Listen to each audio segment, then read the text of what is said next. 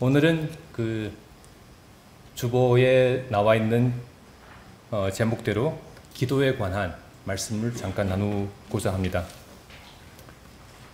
6장 1절에 보시면은 너희는 조심하라 이렇게 말씀을 시작하죠.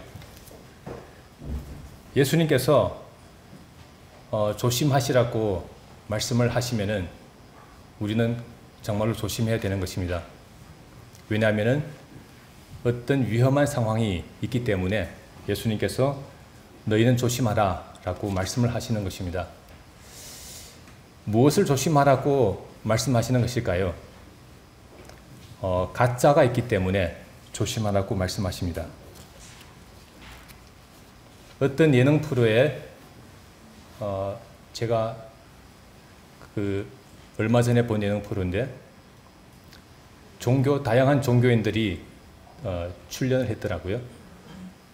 기독교의 목사님, 그리고 천주교의 신부님, 불교의 스님, 또 원불교의 교무님, 이렇게 4명이 나왔더라고요. 근데 진행하시는 분이 뼈 있는 농담을 한마디 합니다. 여기에 가짜 있죠. 농담치고는 조금 불편할 수 있었던 질문이었습니다. 비종교인들이 종교인을 어떻게 바라보는지, 어떤 시선으로 종교인을 바라보는지 엿볼 수 있는 대목이 아니었나 그런 생각을 해봅니다. 오늘 말씀처럼 예수님께서 조심하라, 너희들은 조심하라. 왜냐하면은 가짜가 있기 때문에 조심하라 라고 말씀하십니다. 너희 의를 사람 앞에서 행하지 말라. 다른 사람에게 보여주기 위해서. 이 가짜는 무엇이냐면은 다른 사람에게 보여주려고 선행을 사람 앞에서 행하는 그런 가짜를 이야기를 하시는 것입니다. 이런 사람들은 하나님 아버지의 상을 받지 못한다 라고 경고를 합니다. 어떤 일에서 가짜가 나타나는 것일까요? 유대인의 종교 덕목 가운데 3가지가 있죠. 오늘 본문은 다 읽지 않았지만은 구제가 나오고요. 그 다음에 기도, 금식이 나옵니다. 이 3가지 덕목 가운데 가짜를 행하는 사람들이 위선자가 있다는 것입니다. 위선이라는 것은 한자어인데요. 한자를 살펴본다면은 거짓 선행이라는 것이죠. 다시 말하면은 연기를 한다는 것입니다. 종교 덕목이라는 것은 내 영혼에서 내용 깊은 곳에서 우러나오는 것이야 맞는데 연출을 해서 다른 사람에게 보여주려고 또 다른 사람으로부터 박수를 받으려고 한다는 것입니다. 종교적 선행으로 내 자신의 사악한 본성을 감추는 것이죠. 그래서 위선자들은 구제와 기도와 금식을 연기하고 다른 사람에게 보여주기 위해서 이런 것들을 행한다는 것입니다. 이런 사람들은 사람들로부터 영광을 받는다고 이야기하죠. 즉 사람의 영광이 드러난다는 것이죠. 우리가 흔히 말하는 하나님의 영광이라는 것은 어떻게 본다면은 조금 추상적일 수 있습니다. 보이지 않는 하나님의 영광은 우리가 어떻게 볼 수 있을까요? 반대를 보면 되는 것이죠. 사람의 영광이 드러나면은 하나님의 영광이 감추어지게 되어 있습니다. 즉 사람의 영광을 높이면은 하나님의 영광은 감추어지게 되고 사라진다는 것이죠. 반대로 사람의 영광을 감춘다면은, 사람의 영광을 내려놓는다면은 하나님의 영광이 드러나게 되어 있습니다. 조금 더 구체적으로 말씀을 드린다면은 영광이라는 것은 누구의 필요를 채우기 위한 것인가? 라고 질문해 볼 수 있습니다. 사람의 필요를 채우기 위한 것이라면은, 즉 사람의 필요를 높인다면은 그것은 사람의 영광이 되겠죠. 반대로 하나님의 필요를 채운다면은, 하나님의 필요를 채우기 위해서 우리가 신앙을 하고 또 실천을 한다면은 하나님의 영광이 드러나게 되는 것입니다. 하나님의 뜻과 하나님의 원하시는 바, 그것을 실천하기 위해서 우리가 행동하고 또 신앙을 한다면은 그것은 하나님께 영광이 되는 것입니다. 종교 덕목, 오늘 말씀드린 종교 덕목 가운데 그 예수님께서 말씀하신 너희들은 조심하라, 위선자처럼 행동하지 말라라고 말씀하신 종교 덕목 가운데 두 번째 내용이죠. 오늘 읽은 본문 말씀은 두 번째 내용, 기도에 관한 부분인 것입니다. 예수님은 기도에 관한 부분을 말씀하시면서 두 가지를 경고를 하십니다. 금지를 하고 있죠. 사람의 영광이 드러나지 않기 위해서 두 가지를 조심하라고 말씀하십니다. 기도를 할 때 사람에게 보이려고 회당이나 길 모퉁이에 서서 기도하지 말라. 이것이 첫 번째 금지 경고사항인 것이죠. 사람들이 밀집한 곳, 사람들이 많이 모인 곳에 또 사람들의 시선을 끌 수 있는 곳을 피하라 라고 말씀하십니다. 그러면 어디서 기도를 해야 되는 것일까요?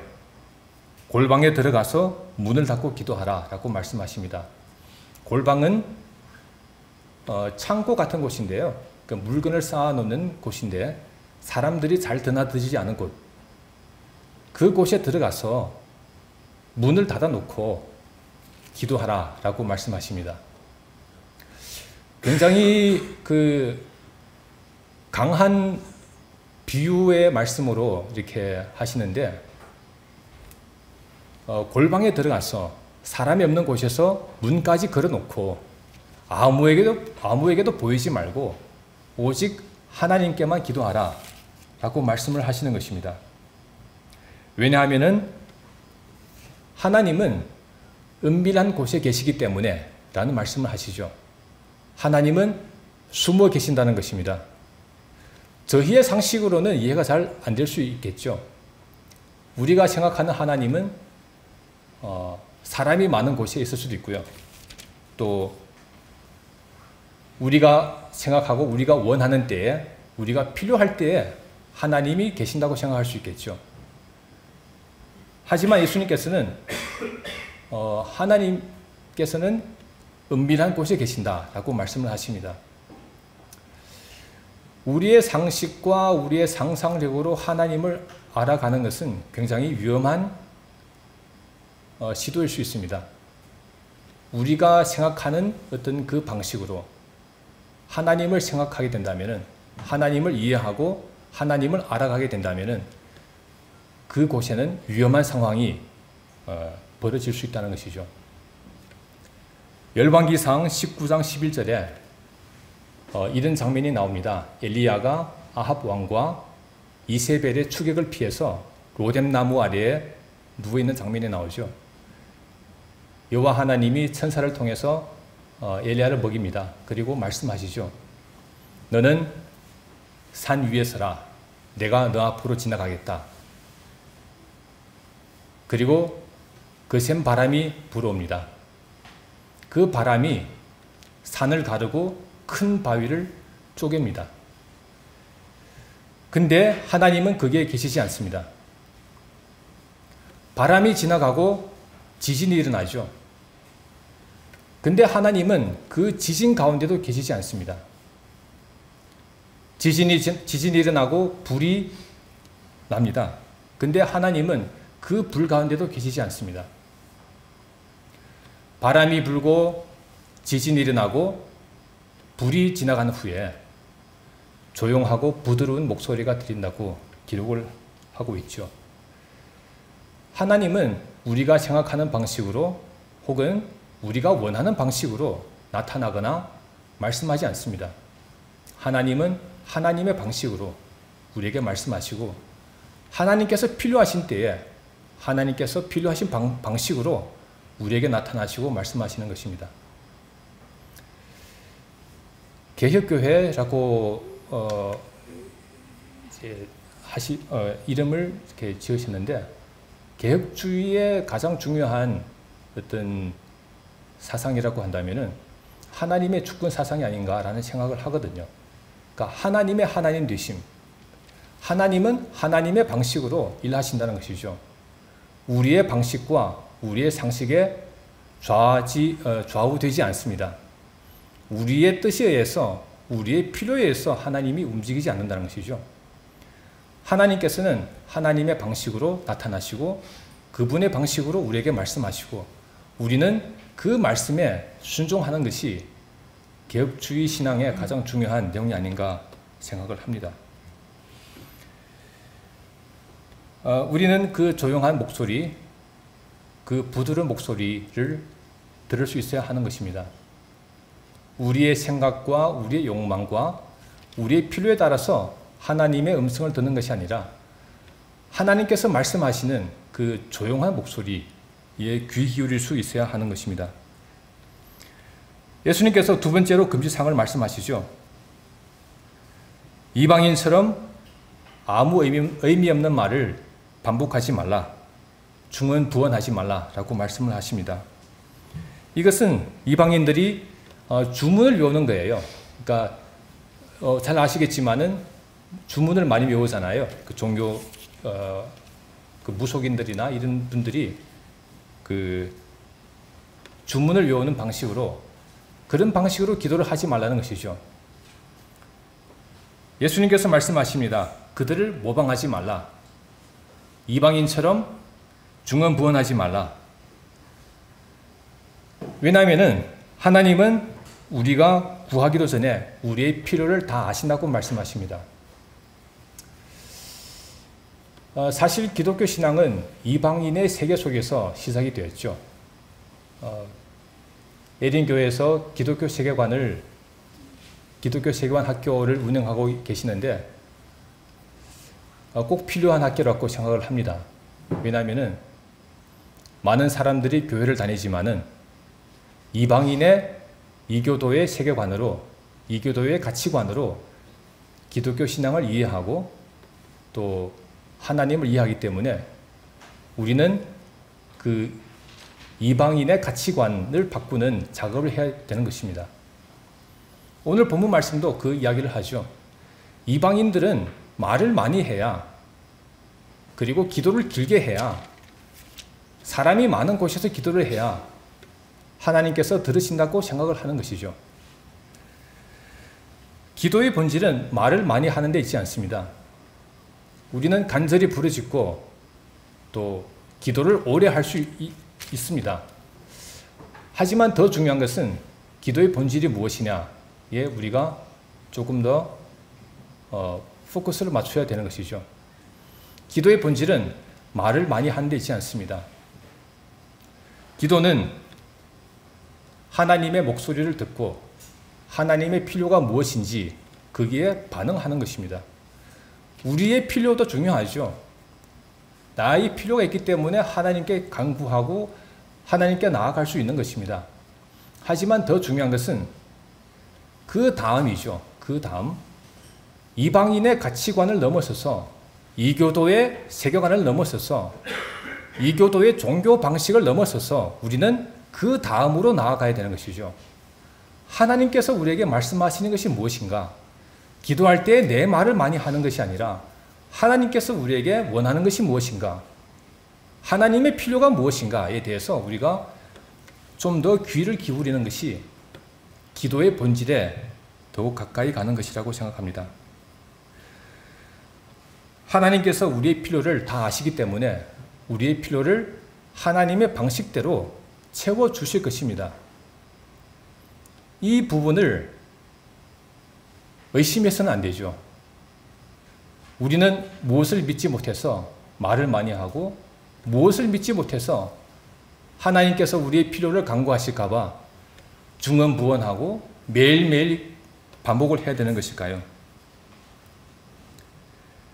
어떻게 본다면은 이방인의 기도는 믿음이 결여한, 즉 믿음이 부족한 그런 형태라고 할 수 있죠.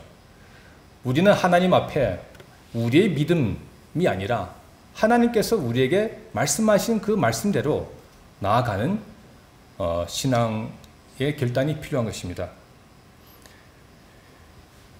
우리의 필요를 위해서 기도하지 말라, 그런 뜻도 있겠지만은 좀 더 중요한 것은 우리가 무엇을 위해서 기도해야 할 것인가. 우리의 필요를 다 아시기 때문에 우리가 하나님께 우리의 필요를 내려놓고 우리는 무엇을 위해서 기도해야 할 것인가, 이 질문에 우리는 마주하게 됩니다. 그것이 바로 9절 이하에 나오는 우리가 익히 알고 있는 소위 주기도문이라고 하는 내용이죠. 예수님께서 너희는 이렇게 기도하라 라고 말씀하시는데, 통상적으로 저희는 이제 9절에서 13절까지만 이렇게 잘라서 이게 많이 외우죠. 예, 교회에서 많이 그렇게 외우는데, 주기도문이라고 이제 알고 있지만은 사실 14절, 15절까지 포함시켜야 하는 것이죠. 저는 개인적으로 14절, 15절이 굉장히 중요하다고 생각합니다. 주기도문을 이해하는 데 있어서 14절, 15절을 뺀다면은 주기도문의 본질을 놓칠 수 있다고 생각합니다. 바로 용서에 관한 이야기죠. 우리가 다른 사람의 잘못을 용서하면은 하나님 아버지도 우리의 잘못을 용서하실 것이다. 그렇지 않으면은 하나님의 용서를 받지 못한다 라고 이야기를 합니다. 간혹 이 말씀에 대해서 어떤 순서의 문제라고 생각하는 분들이 계시거든요. 그러니까 우리가 다른 사람을 용서하는 것이 먼저이냐, 아니면은 하나님의 용서가 먼저이냐, 그런 논쟁이 있을 수 있는데, 중요한 것은 그 순서의 문제가 아니라 우리가 다른 사람을 용서할 때 하나님의 용서가 우리 가운데 나타난다는 것이죠. 바꾸어 말씀드린다면은 우리가 하나님의 용서를 받은 자로서 죄사함을 받은 자이잖아요. 예배 시간에 죄사함의 고백이 있습니다. 죄사함을 받은 자로서 우리가 죄사함을 받았다는 것을 어떻게 증명할 수 있을까요? 다른 사람의 잘못을 용서할 때, 다른 사람의 과실과 허물을 용서할 때, 그때 우리는 하나님의 죄사함을 받은 자라는 것을 보여줄 수 있다는 것입니다. 그 말씀이 바로 14절, 15절 말씀인 것이죠. 그러니까 우리는 서로 용서할 때 하나님의 용서가 우리 가운데 나타난다는 것입니다.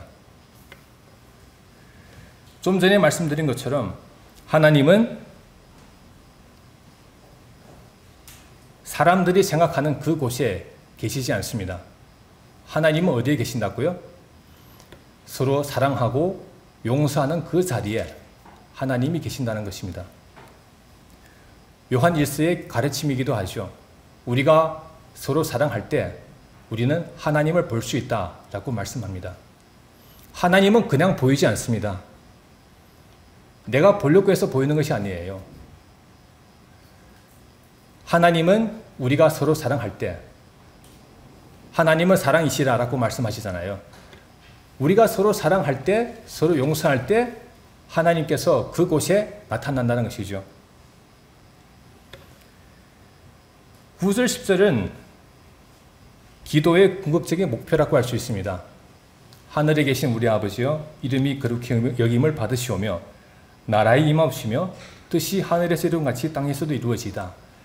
그러니까 이 부분은 하나님을 향한 기도라고 해석을 하는 분도 계시지만은 이 부분은 기도의 궁극적인 목표라고 할 수 있습니다. 우리가 기도를 하고 또 우리가 신앙생활을 할 때 우리의 기도와 우리의 신앙을 통해서 하나님의 이름이 높여지고 하나님의 나라가 이루어지고 하나님의 뜻이 실현되어야 된다는 것이죠. 이것은 강구의 내용이 아니라 필연적 결과라는 것입니다. 우리가 기도했을 때, 우리가 신앙생활을 할 때 우리를 통해서 하나님의 영광이 드러나야 된다는 것입니다. 내 자신의 필요가 채워지는 것이 아니라 하나님의 필요, 즉 하나님의 영광과 뜻과 나라가 이 땅에 이루어지는 것, 그것이 바로 우리가 기도해야 하는 목표이며 또 우리 신앙생활의 궁극적인 실천 방향이라는 것이죠. 우리의 필요라는 것은 늘 어떤 사회적 지위나 높은 지위나 어떤 물질의 풍요로움에 있습니다. 많은 사람들이 추구하는 것이 그것이죠. 세상 사람들이 추구하는 것은 바로 사회적 지위, 또 물질의 풍요로움, 명예 같은 것입니다. 그래서 늘 경쟁해서 이겨야 되는 것이죠. 다른 사람과의 경쟁에서 이겨야 되고 전쟁을 해서 이겨야 되는 것이죠. 하지만 하나님의 영광은 1등에서 나타나지 않습니다. 우리는 하나님을 믿어서 다 1등이 되고 싶어 하지만은 하나님의 영광은 1등에서 나타나지 않습니다. 하나님의 영광은 요한복음 17장에 나오는 것처럼 아들이 십자가에서 죽음을 당할 때, 예수님이 십자가에서 죽으실 때 그 십자가의 고통에서 하나님의 영광이 나타난다고 말씀하십니다. 우리의 상식과는 완전히 다른, 우리의 생각과는 완전히 다른 방식인 것이죠. 영광이라는 것은 사람이 높아질 때 영광이 나타나는 것이 아니고 하나님의 영광은 십자가에서 나타난다는 것입니다. 우리가 생각하는 십자가는 비천한 것이죠. 다들 피하고 싶은 주제이죠. 하지만 하나님의 영광은 우리가 피하고 싶은 그 십자가에서만 나타난다는 것입니다.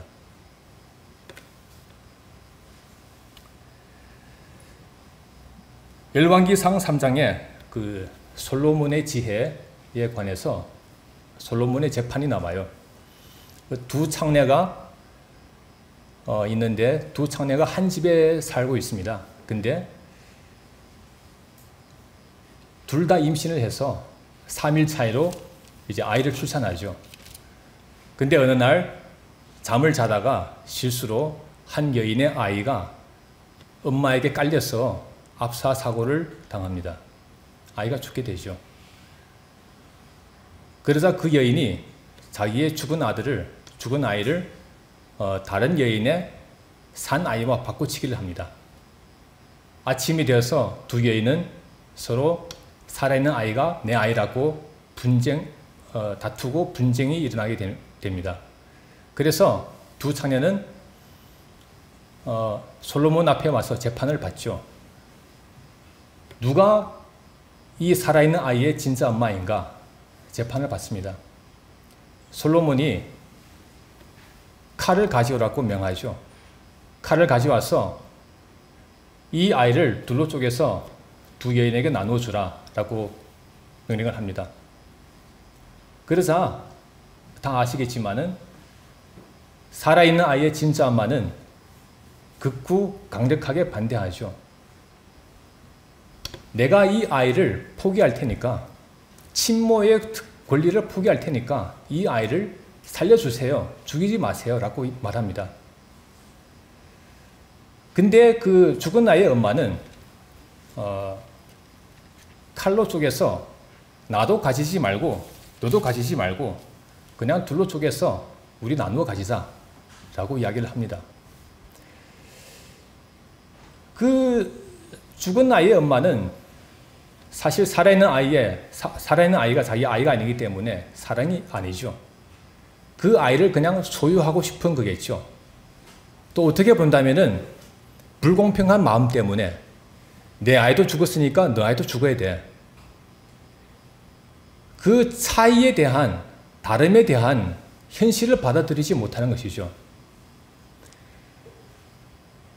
근데 아이의 진짜 엄마는, 살아있는 아이의 진짜 엄마는 사랑이 있기 때문에 이 아이를 죽일 수가 없습니다. 내가 엄마로서의 특권을 포기함으로써 이 아이를 살리고자 하는 것이죠. 이 사건은 솔로몬의 지혜를 보여주는 것이기도 하지만은 더 중요한 것은 참된 사랑이 무엇인가? 솔로몬의 지혜는 결국은 참된 사랑을 통해서 누가 진짜 엄마인가를 분별하게 하고 판별하게 하는 것입니다. 하나님의 사랑이라는 것은 아들을 십자가에 내어주는 것이에요. 내 아들을, 유일한 독생자이잖아요. 하나님의 아들을 십자가에서 내어주고 죽게 함으로써 하나님의 사랑이 드러난다고 합니다. 그 사랑만이, 그 사랑 안에서만이 하나님의 영광이 드러나는 것이죠. 솔로몬의 사건은 우리가 많은 것을 생각하게 합니다. 과연 우리는 사랑을 위해서 내 자신의 특권을 포기할 수 있는가? 우리는 대부분은 하나님으로부터 무엇을 받기를 원합니다. 우리는 은혜 받은 자들이죠. 은혜 받은 자로서 우리는 하나님을 위해서 무엇을 드릴 것인가? 우리는 무엇을 포기할 수 있는 것인가? 이 부분이 굉장히 중요하다고 생각합니다. 예를 하나 더 들어볼게요. 스포츠 가운데 축구가 있죠. 축구 게임을 하면은 예를 들어서 두 팀이 다 기독교 신앙을 가지고 있는 팀이라고 합시다. 그러면은 두 팀 다 하나님께 이기게 해달라고 기도를 한다고 합시다. 그러면은 하나님은 난감하시겠죠. 어떤 팀의 기도를 들어줘야 할까요? 두 팀 다 기도를 합니다. 이기게 해달라고. 어느 팀의 기도를 들어줘야 할까요? 간혹 골을 넣고 나서 골 세리머니를 하는 선수들이 있죠. 두 손을 모아서 기도하는 그 세리머니를 하는 이제 선수들이 있습니다. 저는 그 장면을 보면서 이런 생각을 합니다. 진 팀이, 상대편 팀이 골을 넣은 친구가, 그 선수가 기도 세리머니를 할 때 어떤 마음이 들까? 어떤 느낌이 들까? 그 진 팀은 과연 그 이긴 팀의 하나님을 믿을 것인가? 그런 생각을 해봅니다. 우리는 아무 생각 없이 우리가 이긴 자로서, 승자로서 하나님께 감사를 할 수 있겠지만은 그 승자로서 우리가 서 있을 때 그곳에는 하나님의 영광이 드러나지 않습니다. 반대로 골을 먹었다고 칩시다. 골을 먹었는데 기도 세리머니를 한다고 생각해 보세요. 있을 수 없는 일이겠지만은 졌어요. 패자입니다. 근데 골 세리머니를 합니다. 기도 세리머니를 합니다. 하나님 감사합니다. 우리 팀이 져서 감사합니다. 그러면 상대편이 어떻게 생각할까요? 그냥 가정을 해보는 거예요. 우리는 다 이기게 해달라고 기도하죠. 다 잘 되게 해달라고 기도하죠. 패자와 승자의 관계는 채무 관계로 전락하게 됩니다. 다시 말씀드리면은 패자와 승자 사이에는 원한과 그러니까 증오의 관계가 발생하는 것이죠. 그러니까 패자는 그 마음 가운데 승자를 향한 원한이 생기는 것입니다. 그래서 용서가 필요한 것이죠. 패자는 승자를 용서해 줘야 되는 것입니다. 승자가 패자를 용서하는 것이 아니고요. 패자가 승자를 용서해 줘야 되는 것입니다. 이 부분이 주기도문에서 굉장히 중요하다고 생각합니다. 우리는 이런 세상에서 살고 있죠. 늘 축구 게임과 같은 세상 속에서 살아가고 있는 것입니다. 누군가는 승자가 될 수 있고 누군가는 패자가 될 수 있습니다. 그리고 패자는 늘 원한과 증오를 가지고 살아가죠.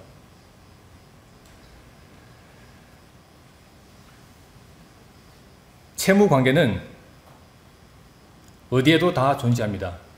우리의 가정 가운데, 학교 가운데, 사회 가운데, 국가와 국가 사이에 채무는 늘 존재하는 것입니다.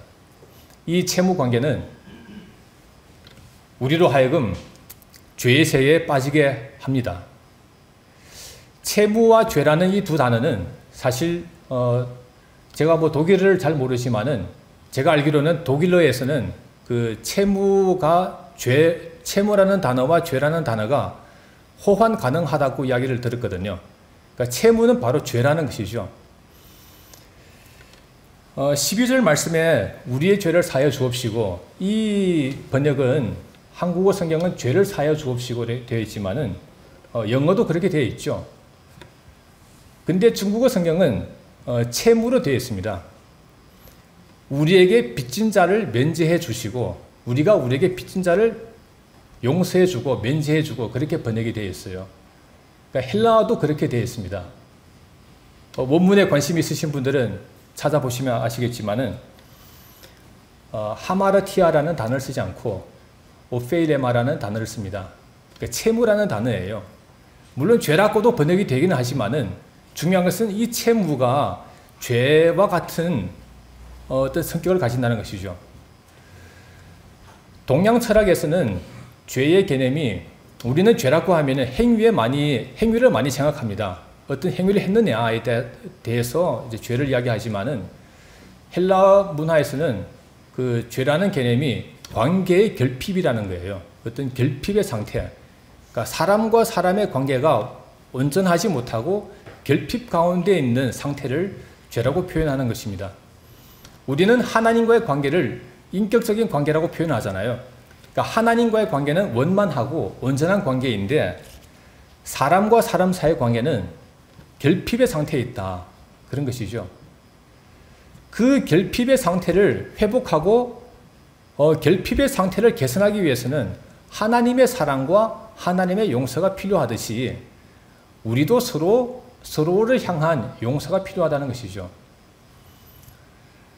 관계 결핍 때문에, 즉 채무 때문에 우리는 가정이 깨어지고 국가는 국채를 발행하죠.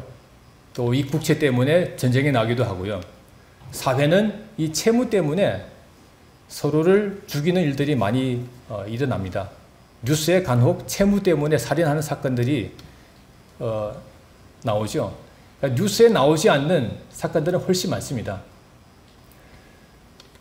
늘 우리는 이런 채무 속에서, 채무 관계 속에서, 즉 죄의 관계 속에서 이 세상을 살아가고 있는데 우리에게 꼭 필요한 것은 바로 이 죄의 관계를, 이 죄를 청산할 수 있는 하나님의 용서가 필요하다는 것이죠. 일용할 양식을 주옵시고, 이 말씀은 우리가 매일 살아가는데 필요한 육체의 양식을 뜻하지 않습니다. 빵을 뜻하지 않죠. 만나를 뜻하지 않습니다. 이 양식은 영적인 양식, 하나님의 말씀을 뜻하는 것이죠. 우리는 매일매일 시험에 빠집니다.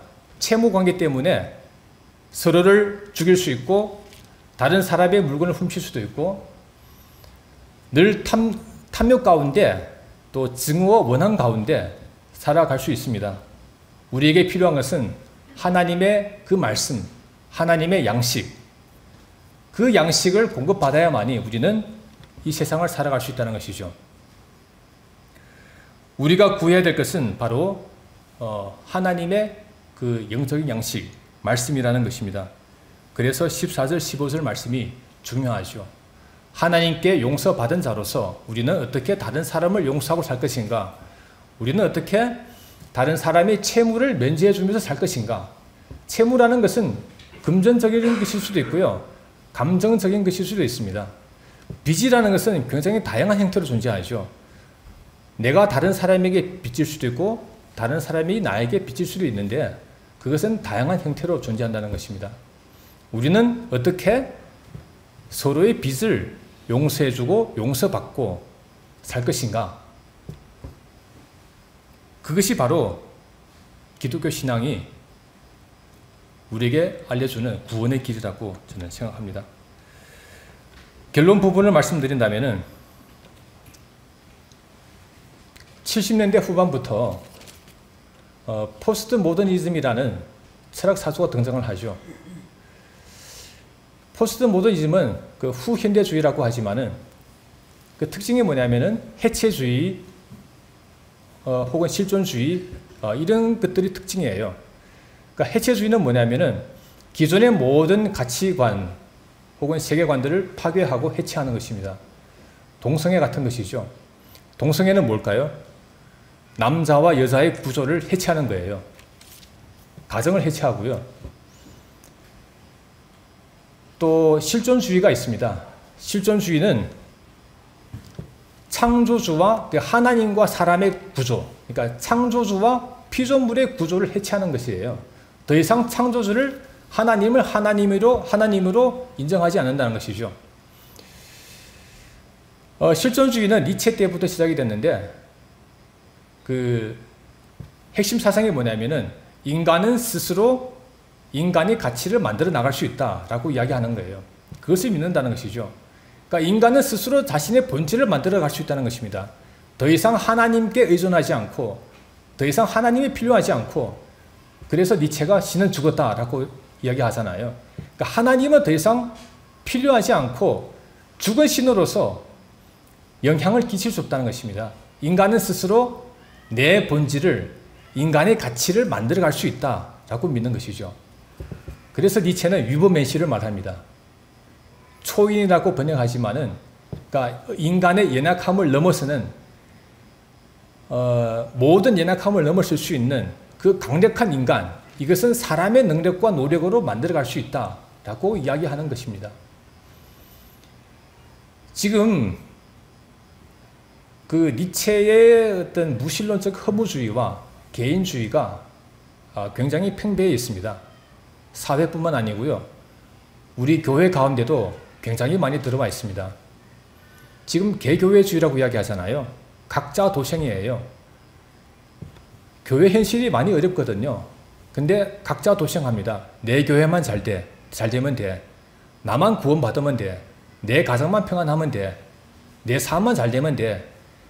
모든 것이 그 니체의 실존주의, 개인주의에 찌들어 있다고 볼 수 있습니다. 우리는 이러한 시대에 우리에게 꼭 필요한 것이 무엇인가? 무신론적 허무주의를 살아가고 있는 이 시대에 우리가 필요한 것은 무엇일까요? 그것이 바로 하나님의 말씀이죠. 사회가 혼란하고 어려울수록, 어둠이 더 짙을수록 우리는 하나님의 말씀이 더 필요한 것입니다.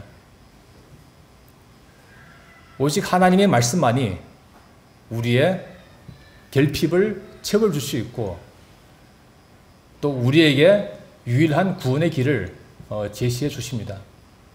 기독교 신앙만이 유일한 구원의 길이라는 것이죠. 제가 다른 종교를 폄하하거나 다른 종교를 비하하고 싶지는 않습니다만은, 우리에게 구원의 길을 열어주는 것은, 이 세상을 죄로부터 구원할 수 있는 것은 오직 기독교밖에 없습니다. 하나님께서 우리에게 알려주신 그 용서의 길, 십자가의 길, 내가 십자가에서 내 자신의 모든 것을 포기할 수 있는, 상대방을 이기려는 것이 아니라 내 자신을 내어줌으로써 평화를 이루어가는, 하나님의 나라를 이루어가는, 그것이 바로 유일한 구원의 길이라는 것입니다.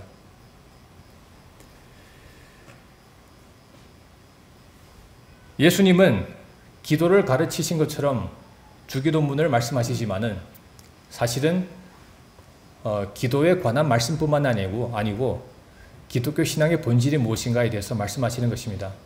우리는 무엇을 위해서 하나님을 믿는가? 우리는 무엇을 위해서 예수님을 믿는가? 우리에게는 왜 기독교 신앙이 필요한가? 이 부분을 말씀하신 것입니다. 단순히 기도의 가르침이라는 그 형식을 넘어서 예수님께서 말씀하신 그 신앙의 본질을 따라 우리는 그 길을 따라가야 되고, 또 하나님의 나라와 권세와 영광을 우리의 삶 가운데 실천하고 드러낼 수 있어야 합니다. 마지막 시대에, 이 말세에, 혼란스러운 이 시대에 오직 하나님의 말씀만이 우리의 생명의 양식이 되고, 또 우리의 앞길을 비추는 밝은 등불이 되기를 간절히 소원합니다.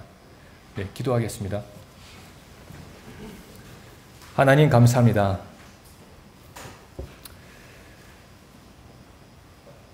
혼란스러운 때에 우리가 말씀의 분별력을 가지고 오직 주께서 가르치신 그 길을 따라갈 수 있도록 지혜와 능력을 더하여 주시옵소서. 마지막 시대에 혹자가 그리스도가 여기 있다 혹은 저기 있다 이야기하더라도 믿지 말라고 말씀하신 것처럼 말씀의 분별력을 가지고 이 시대를 분별하고 하나님의 뜻이 무엇인지 분별할 수 있는 우리 모두가 될 수 있도록 인도하여 주시옵소서.